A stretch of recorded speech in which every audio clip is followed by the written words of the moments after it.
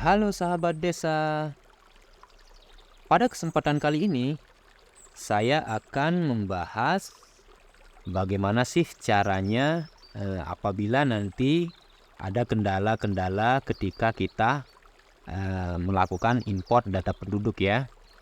Yang mana nanti ini khusus bagi desa yang mengalami gagal import BIP atau data penduduk yang ada di desa ya. Baiklah, bagaimana caranya? Pertama-tama anggap saja kita sudah masuk ke dalam aplikasinya ya. Lalu kemudian kita klik menu kependudukan ini. Lalu scroll ke bawah. Di sini ada menu penduduk ya teman-teman. Lalu setelah itu, setelah kita layar teman-teman tampil seperti ini, nanti teman-teman pilih ini ya. Klik import atau export ini ya. Nah, lalu saya sarankan nanti ngambil sampelnya ini, klik aja ini ya, yang ekspor penduduk ini ya. Klik aja sampel ekspor penduduk ini. Kenapa saya sarankan pakai ini? Karena di sini kan sudah ada tertera data yang berhasil diimport. Artinya ini kalau kita menggunakan data yang sudah ada di dalam ini, potensi gagal import itu tidak ada ya, karena ini sudah berhasil masuk ya. Klik nanti teman-teman pertama klik ekspor penduduk ini ya. Maka nanti ketika teman-teman sudah buka filenya, nanti filenya akan seperti ini ya teman-teman kurang lebih. Nah, sampel data inilah yang akan kita gunakan nanti untuk mengimport atau menyesuaikan data-data sesuai dengan data-data penduduk di desa kita ya. Tentunya kolom-kolom ini jangan diubah ya. Yang diubah cuma nanti isi-isinya saja. Misalnya seperti nama, RT, RW, dusun, atau wilayah, atau alamat, nik, kakak, dan lain sebagainya ya. Tentunya dengan catatan cara penulisannya, misalnya kalau tanggal lahir misalnya kan, dia tahun dulu, bulan, barulah tanggal. Nah, yang perlu saya tekankan hari ini adalah untuk kode-kode pengisiannya ini, nanti teman-teman bisa lihat di sini ya, teman-teman ya. Kita klik ini. Nanti teman-teman tinggal klik import penduduk ini ya. Klik sekali. Nah, yang perlu diperhatikan sebelum teman-teman desa melakukan import data penduduk secara kolektif, nanti ini dibaca dulu ya, teman-teman. Ini aturan dan tata cara pengisiannya ya. Mulai dari nomor 1 sampai nomor 4 perlu dibaca ya, agar supaya nanti tidak salah dalam memilih atau menginput data penduduk masing-masing ya teman-teman. Lalu kemudian untuk kode ini, untuk kode pengisian agama, pendidikan, dan pekerjaan ini nanti teman-teman bisa lihat di sini ya. Bisa lihat kodenya dengan cara klik ini ya, aturan dan contoh format data ini tinggal di download saja. Nanti filenya akan tampil di sebelah kiri sini ya. Namun kebetulan sudah saya unduh tadi agar mempercepat ini ya tutorial. Nanti formatnya seperti ini ya ketika pertama kali dibuka. Lalu kita perlu klik ini ya teman-teman, klik ini sekali maka akan muncul set kode data. Nah, kita klik kode data ini ya. Nah, maka akan tampil di sini kode-kode isian sesuai dengan kode-kode yang kita butuhkan. Contoh misalnya ya, kalau di sini kita lihat, coba laki-laki atau perempuan kan. Kalau laki-laki kodenya 1, perempuan kodenya 2. Begitu juga dengan agama, pendidikan, dan lain sebagainya. Nanti kodenya bisa dilihat di sini.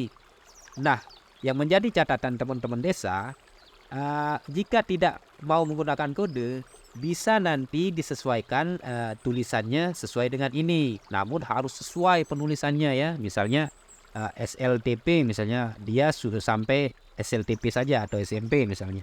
Nanti penulisannya harus persis seperti ini jika teman-teman tidak mau menggunakan kode ini misalnya. Misalnya data teman-teman itu sudah terlanjur menggunakan tulisan. Tapi yang perlu diperhatikan jika memang teman-teman mau menggunakan tulisan, nanti harus persis sama penulisannya ya. Penulisan titik komanya seperti yang ada di set kode data ini ya teman-teman. Nah, coba kita kembali ya ke sampel yang sudah kita ambil tadi, sampel data penduduk ini ya. Misalnya kita mau ngisi ini ya, anggap saja kita mau ngisi data penduduk lah. Kita copy sampai di sini misalnya. Lalu kita paste. Misalnya di sini, misalnya RW-nya 2 misalnya, agar beda datanya nanti ya. Namanya coba kita ubah Muhammad Irwan Hadi. Lalu nomor kakaknya nggak apa-apa, kita samakan saja dengan kakak yang di situ. Terus nicknya kita ubah menjadi 7 misalnya ya. Lalu jenis club. Oke, kita ignore Z. Nah, ini kita ubah dulu ya teman-teman ya, menjadi teks agar tidak tampil seperti yang tadi itu ya teman-teman. Lalu kemudian coba kita ubah ini nicknya, biasanya menjadi 7. Lalu untuk tanggal lahirnya coba kita ubah ya, misalnya di 85. Bulannya biarkan saja. Nah, nanti yang saya maksud tadi untuk kode yang ini ya teman-teman, kode yang ini. Nah, misalnya ini kita mau input kode ini ya, kode agama misalnya, kode agama. Coba kita lihat kode agama ya. Coba kita lihat kode agama di sini. Misalnya di sini agama, dia kodenya misalnya dari 1 sampai 7 misalnya. Nah, misalnya kita di sini nanti tahu-tahu kita nulisnya di sini agama 8 misalnya. 8 ya. Padahal di sini nggak ada. Coba kita simpan ya. Coba kita simpan. Misalnya kita simpan. Import data penduduk. Misalnya kita simpan ya. Nah, misalnya ini anggap saja teman-teman sudah berhasil ngisi ya. Nanti kita buktikan nanti apakah data ini akan terdeteksi salah apa tidak nanti saat kita melakukan import ya. Nanti datanya di sini 2, 4, 6, 8, 10 ya. Nah, coba kita import ya teman-teman. Coba kita browse filenya.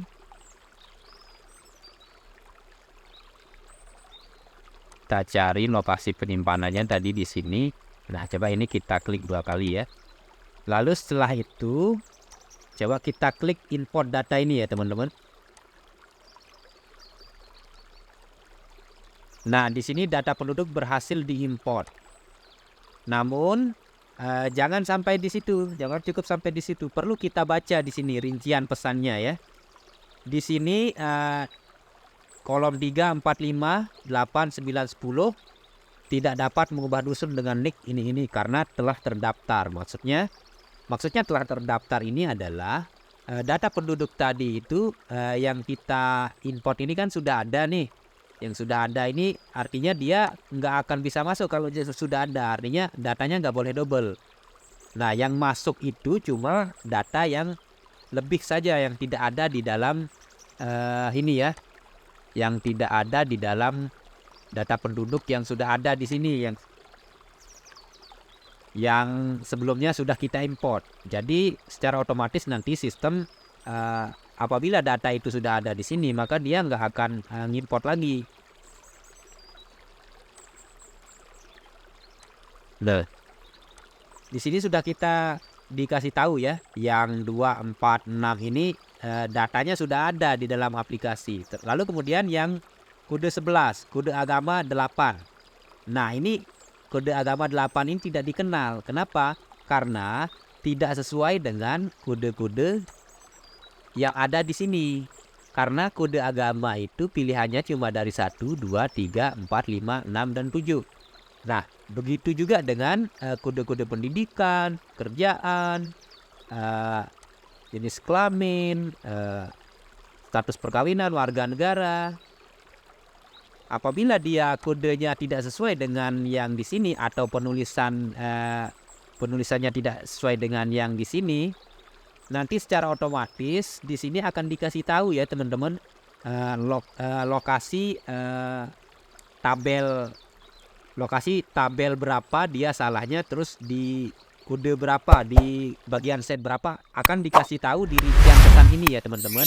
Jadi ketika nanti teman-teman melihat di sini ada sukses, tidak cukup sampai di situ. Yang perlu diperhatikan bahwa di sini juga perlu diperhatikan ya teman-teman. Nanti rincian pesannya ini akan memberitahukan kepada teman-teman desa di mana letak posisi salahnya data yang hendak kita import tadi. Jadi semoga bisa bermanfaat ya bagi teman-teman nanti yang kemungkinan data penduduknya mungkin 1000, tahu-taunya yang masuk 400. Nanti ini yang perlu diperhatikan, letak salahnya data itu di mana. Yang mana nanti apabila dia salah, kita perlu menyesuaikan dengan kode-kode yang sudah disediakan di sini, sesuai dengan permintaan aplikasi ya teman-teman. Jadi baiklah, begitulah caranya apabila nanti teman-teman tahu-tahu ada beberapa data yang teman-teman import data penduduknya akhirnya nggak sesuai dengan jumlah nominal yang ada di sini, yang ada di data penduduk yang hendak diimport itu. Lalu kemudian untuk penulisannya ya teman-teman, nanti harus sesuai dia. Mulai dari kode dan tanggal lahir ini ya. Ini yang wajib diisi paling nomor KK, NIK, nama, RT, RW, dusun, alamat, tanggal lahir, tempat lahir, dan beberapa kode yang di sini ya. Yang di sini. Nanti untuk yang selanjutnya seperti akta lahir, dokumen, dan sebagainya itu nggak wajib diisi. Artinya bukan berarti teman-teman desa nggak ngisi ya. Cuma saat diimport pertama kali nggak wajib kita isi. Artinya walaupun kita nggak isi, data yang kita import nanti akan berhasil juga masuk ke dalam aplikasi ya. Akan berhasil masuk di sini ya. Nah, yang menjadi catatan lagi perlu saya ingatkan, apabila nanti teman-teman ingin melakukan import data penduduk, cukup dilakukan sekali saja ya teman-teman. Kalaupun memang teman-teman misalnya data penduduknya banyak, misalnya sampai 5.000, 6.000, misalnya takutnya datanya nanti gagal, nggak kuat internetnya, bisa nanti dicicil dengan misalnya 2.000 sekali import atau 3.000. Namun dengan catatan, nanti yang sudah diimport pertama kali jangan diimport lagi. Ya, tinggal ditambahkan saja sampai selesai. Karena memang nanti sekalipun diimport lagi data penduduk yang sama, misalnya kita tindih nih data yang tadi, dia nggak akan bisa masuk karena sudah terekam di dalam sistem. Artinya aplikasi ini nggak akan pernah membiarkan data itu menjadi data ganda ya. Jadi begitu ya teman-teman, semoga bermanfaat. Nanti apabila teman-teman mengalami gagal, nggak sesuai data penduduknya yang diimport dengan yang masuk di dalam ini ya, yang di dalam aplikasi, nanti bisa dicek nanti jumlah data yang masuk di sini. Semoga bermanfaat. Assalamualaikum warahmatullahi wabarakatuh.